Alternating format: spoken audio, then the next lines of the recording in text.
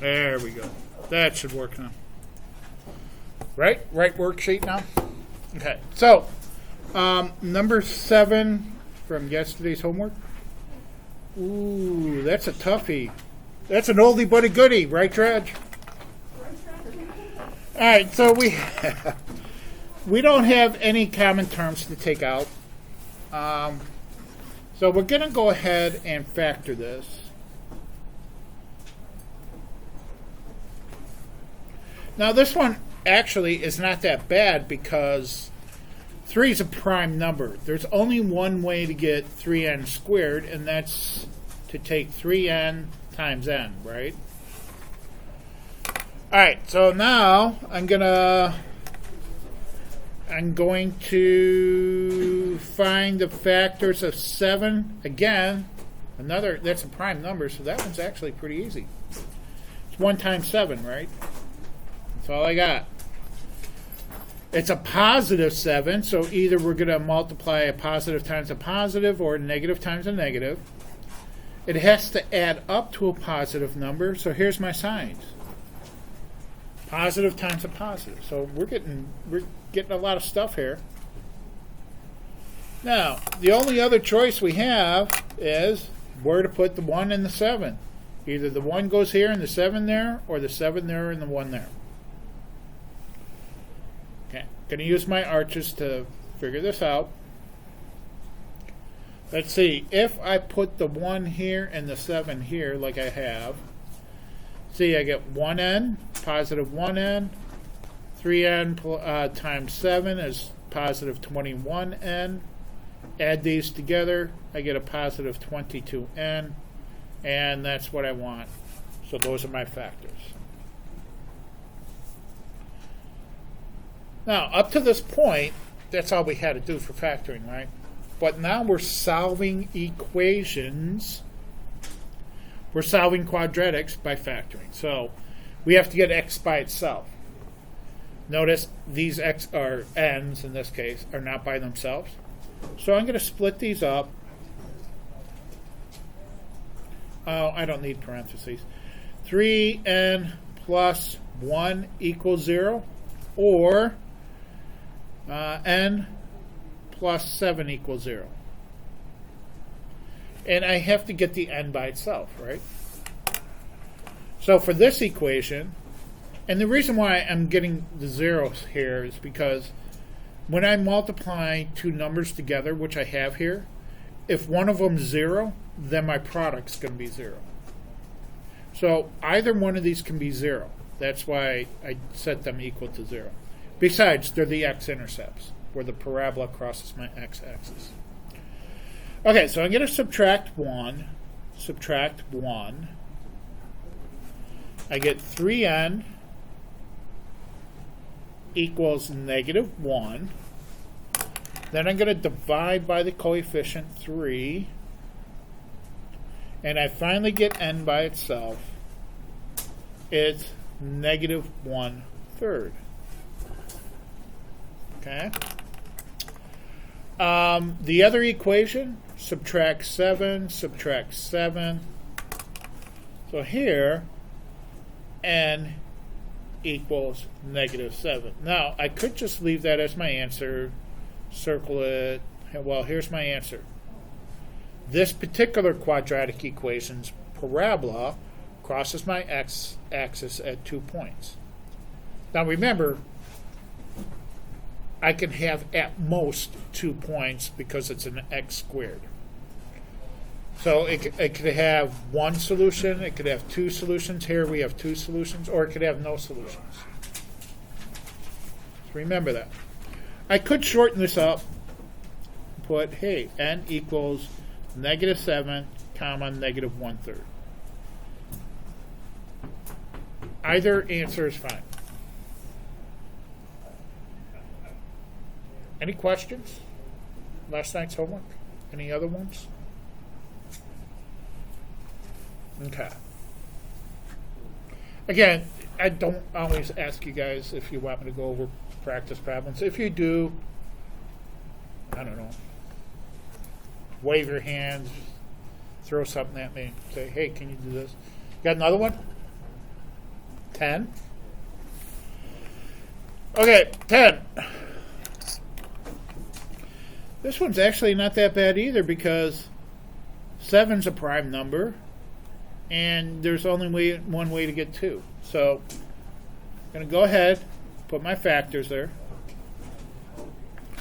See, I have a 7p times a 1p. That's the only way to get 7p squared. 2. Factors are 2, just 1 and 2. Just don't know if I'm going to put the 1 there and the 2 there or the 1 there and the 2 there. I'm going to look at the sign of my 2. So it's a positive. So I'm going to have a positive times positive or a negative times negative, right? They have to add up to a negative 9, so they have to be negative. It has to be a negative times negative. And again, don't know if I'm going to put the 2 here and the 1 there or the 1 here and the 2 there. I'm going to use my arches. Let's see, I have a negative 2p and a negative 7p. Add them up, I get my negative 9p, which is what I want. Those are my 2 factors. Set each factor equal to 0. So I'm going to do 7p minus 2 equals 0 and p minus 1 equals 0. This one's got a couple of steps to it. I'm going to add 2. So 7p equals positive 2. Divide by 7. Divide by 7. So p is going to equal 2 sevenths. This one's pretty easy. Okay? It's an easy factor. It's a one step. Add 1 to both sides. So p is going to equal 1. I'm just going to put a comma 1 here.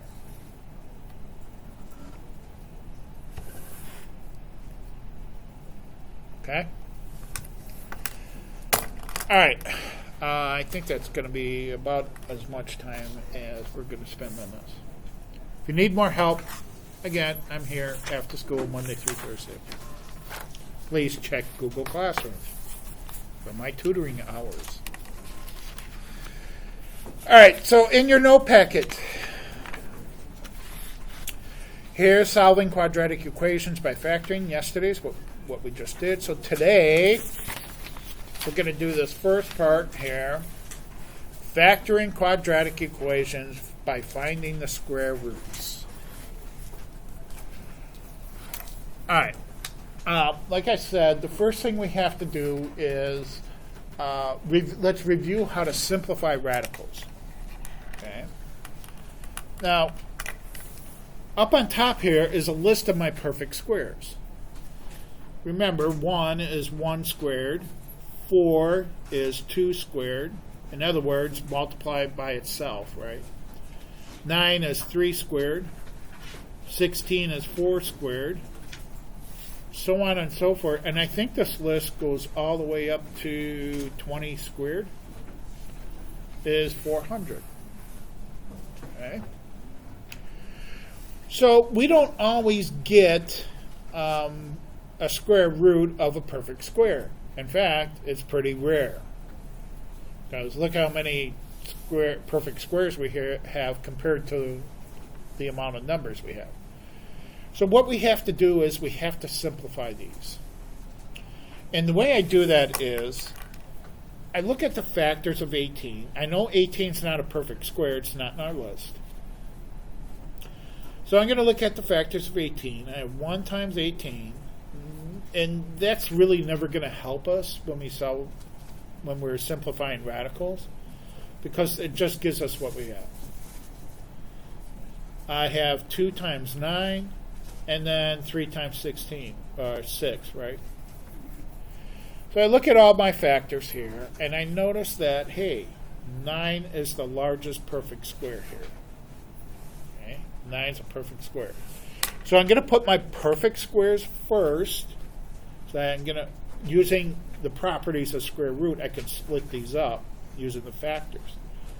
So I'm going to put the perfect square first. The square root of 9 times the square root of 2. Notice perfect squares, imperfect squares. Or think of it as perfect squares, leftovers. Well, what is the square root of 9? 3. And I have left over the square root of 2. So there's my simplified answer. Now, in geometry, you guys work with square roots, especially with the distance formula and stuff, right? And you probably plugged it into your calculator and got a decimal. Even in Algebra 1, they may have used decimals. Algebra 2 and beyond, this is what we call the actual number. Okay. When you put this in a calculator, it actually gives you an approximation, because the square root of 2 is a irrational number. It goes on forever and ever. So when they ask you, hey, what's the exact value, leave it in square root form, but it has to be simplified. Okay? All right, let's look at number 2. I have the square root of 48. So the factors of 48, I'm leaving the 1 and 48 out because that's not going to help us. I have 2 times 24, 3 times 16, 4 times 12, and then 6 times 8. Okay, what's my largest perfect square here? 16. So I'm going to put that first. I have the square root of 16 times what's left over, the square root of 3. Square root of 16 is 4, and square root of 3, or radical 3, is what's left over.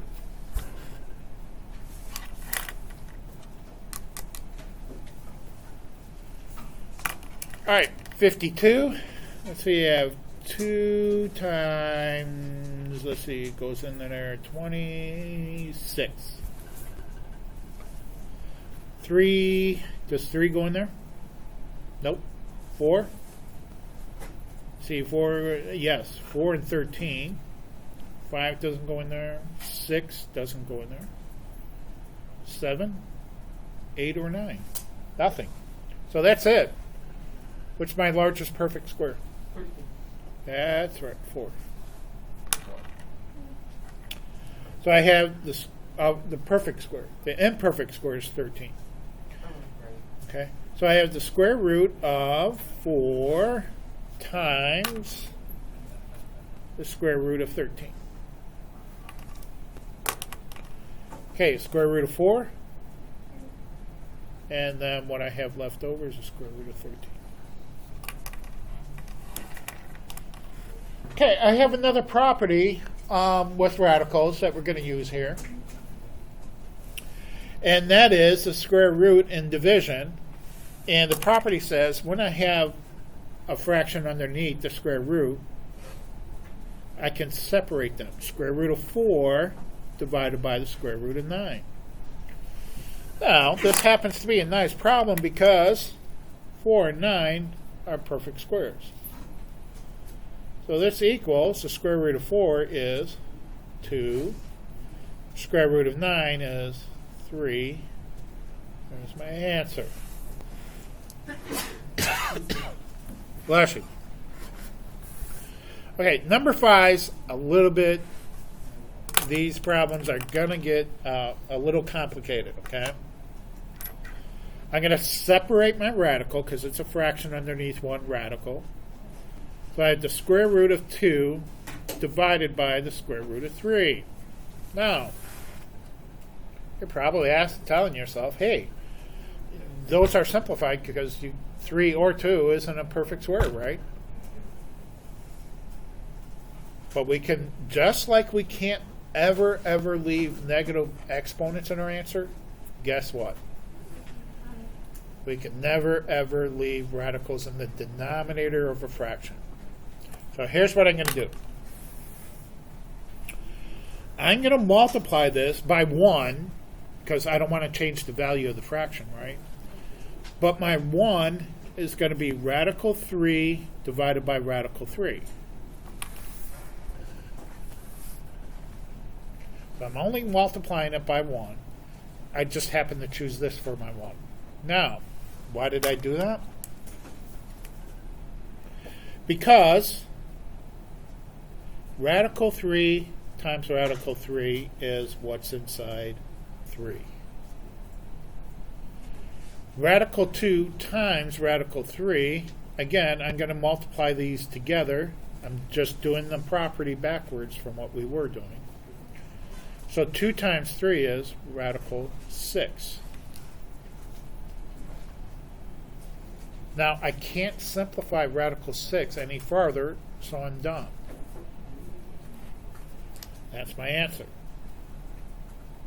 Now, you're probably saying to yourself, well, isn't that cheating to multiply radical 3 times radical 3 to get 3? And I'm going to tell you, no, it's not cheating. Because radical 3 is the same, that's radical form, same as 3 to the 1/2. That's exponential form. We're going to learn that. So these two are the exact same. Exponential form, radical form. Well, you know a lot about exponents. So if I multiply that by itself, which is what we're doing here, right? Radical 3 times radical 3. So if I'm multiplying it by itself, 3 to the 1/2 times 3 to the 1/2. Remember, I have the same base, so the base stays the same. And what do I do with the exponents? With the same base? When I'm multiplying? They add. Right? We actually end up adding 1/2 and 1/2, which is 3 to the 1st. Okay? That's why I end up with 3 when I multiply square root of 3 times the square root of 3. Fascinating, isn't it?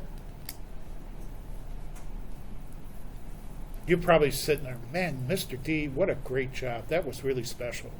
And I'm going to say, okay, you're welcome. Here's my bow.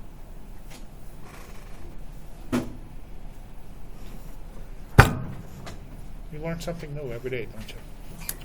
All right, so let's go ahead and solve these quadratic equations because I have a power of 2 and I have an equal sign, so it's a quadratic equation. And we're going to do it by square rooting today. So I have x squared equals 16. How do I get rid of the power of 2? Going to take the square root of both sides because the square root gets rid of the power of 2. And I end up with x equal 4. And you would think, hey, you're done. And I'd say, well, yeah, you're telling me that x equal 4. Well, what if x equaled negative 4?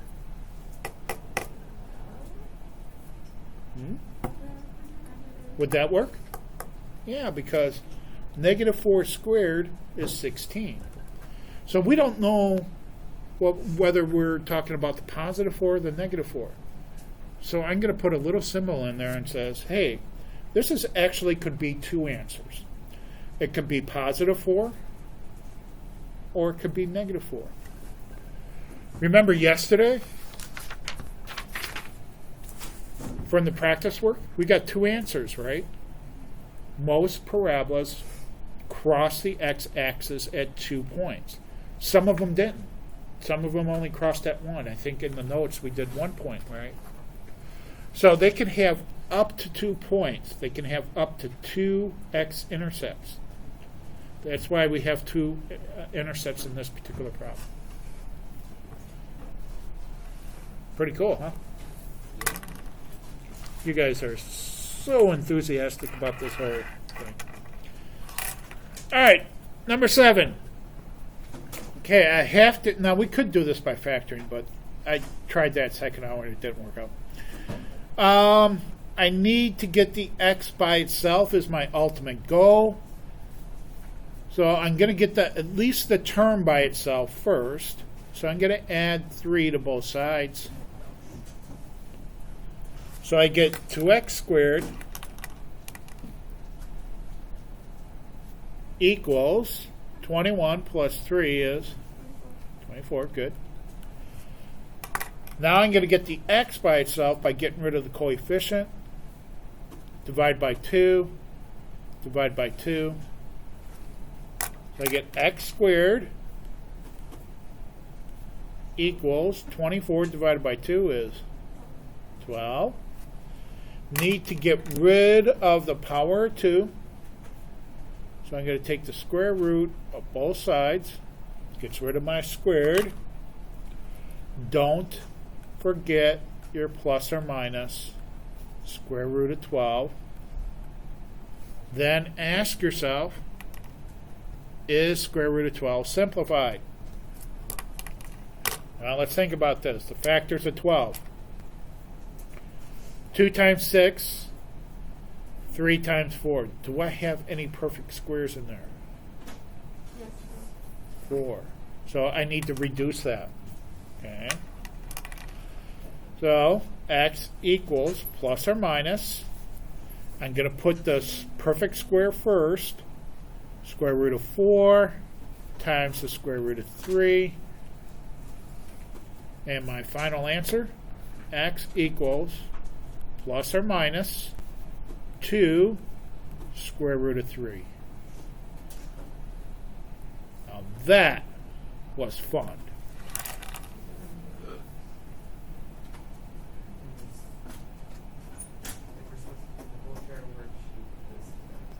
Yes. You will have a workday Friday. Friday's becoming a workday. I need to leave Friday early again. Seems to be a common thing. So just to keep all classes even, you'll have a workday. So what's happening Thursday? I don't know yet. I might change that around too. Okay, let's keep going. We got 3 more problems and only minutes. I say minutes left to finish it. Okay, I need to get x squared by itself. I need to get the term by itself first. So I'm going to subtract 1 from both sides.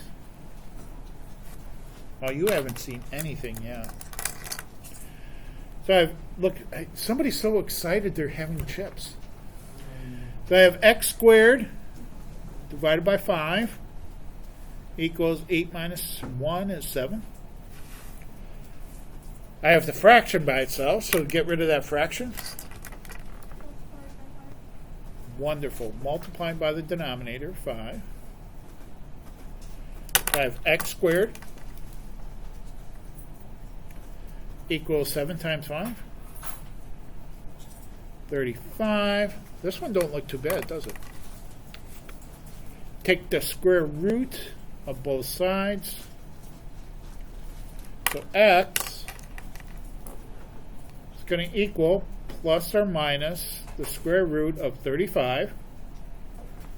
And let's see, the only factors of 35 other than 1 and 35 is 5 and 7. Neither one of them are a perfect square, so it's already reduced. Look at that. What an easy problem.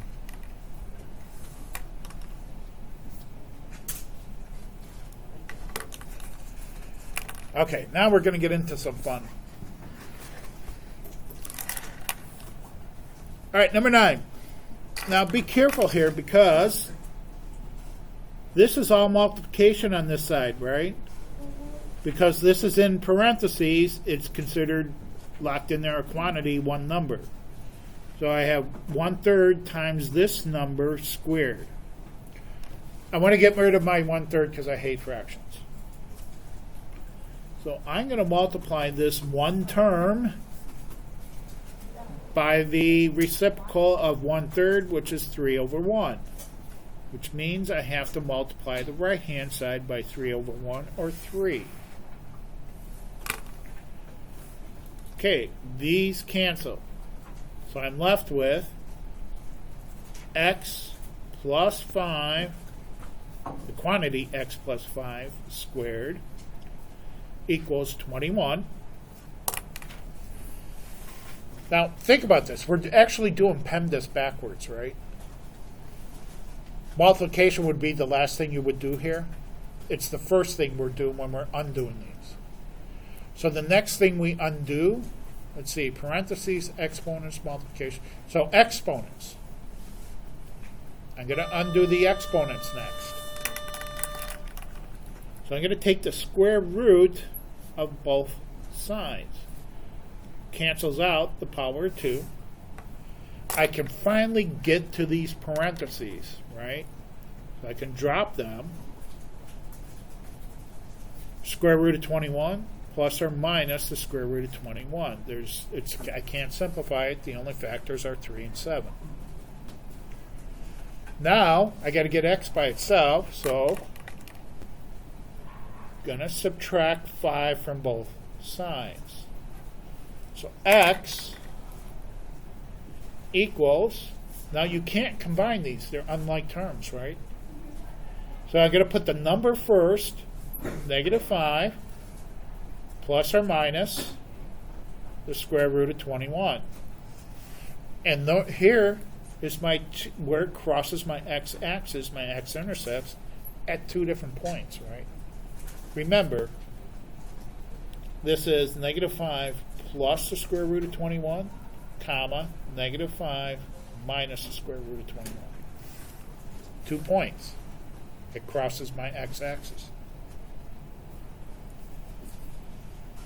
And the last one I'm doing,